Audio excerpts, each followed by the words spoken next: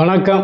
ஒரு 2 நாளைக்கு முன்னாடி ஒரு செய்தி சேனலில் காங்கிரஸ் கட்சியிலிருந்து எம்எல்ஏ பதவியை ராஜினாமா பண்ணிட்டு பிஜேபியில் போய் சேர்ந்தது இல்லையா ஒரு அம்மா விஜயதாரணி. அந்த அம்மா என்ன சொல்லியிருக்கு அப்படின்னா, காமராஜரை அழித்ததே திமுக தான் அப்படின்னு சொல்லி.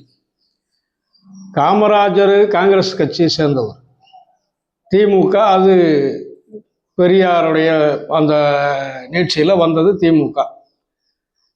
திராவிட முன்னேற்ற கழகம் காங்கிரஸ் கட்சி எதிரெதிர் நிலைப்பாடு கொள்கை எதிர்த்து நின்று ஒரு காலத்தில் பிரச்சாரங்கள் பண்ணினாங்க. அது கடுமையாக இருக்கலாம். காமராஜரும் பிரச்சாரம் பண்ணியிருப்பார், அண்ணாதுரை, கலைஞர் இவங்கெல்லாம் பண்ணியிருப்பாங்க. இது யதார்த்தம், இயல்பு.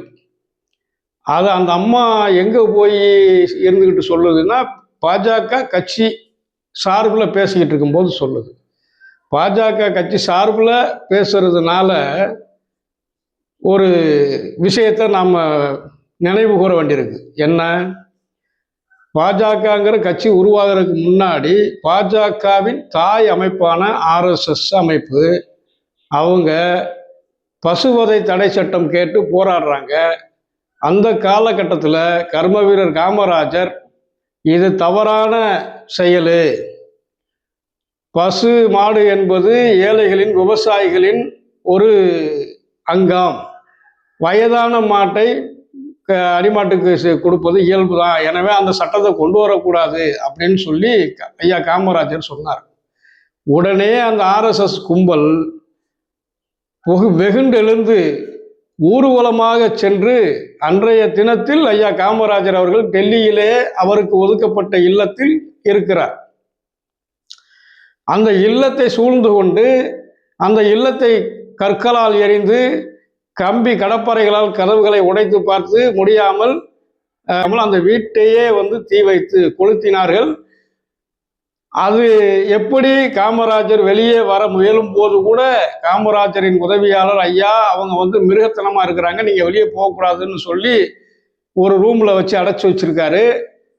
அதுக்கப்புறமா பாராளுமன்றத்தில் இருந்து தகவல் தெரிஞ்சு காவல்துறை ஐயா பெருந்தலைவர் காமராஜரை மீட்டிருக்கிறாங்க. காமராஜரை கொலை செய்ய முயற்சி செய்த ஆர்எஸ்எஸ் அதோடைய பிள்ளை தான் பிஜேபி. அந்த கட்சியில் இருந்துக்கிட்டு ஒரு திமுக மேலே ஒரு கருத்து சொல்லணும் அப்படின்னு சொன்னால் என்ன சொல்லணுங்கிற ஒரு விவஸ்தை வேணும்.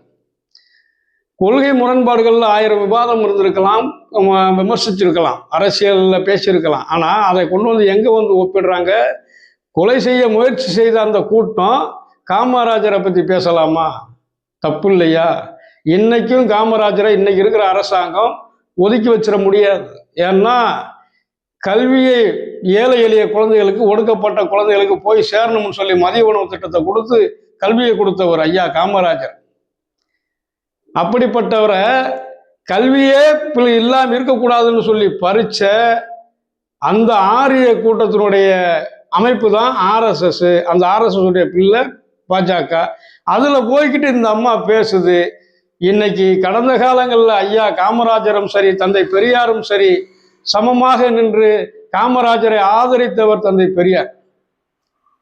ஏன் என்றால் அவர் பச்சை தமிழர் அப்படிங்கிற ஒரே காரணத்துக்காக மட்டுமல்ல, காமராஜர் மக்களுக்காக சிந்தித்தார். அவர் தமிழருடைய பண்பாட்டு அடையாளமாக திகழ்ந்தார். இன்னைக்கு காமராஜரை அபகரிக்கிறதுக்கு இன்னைக்கு பிஜேபிக்காரன் ஊழையிட்டுக்கிட்டு இருக்கான். அதுதான் உண்மை.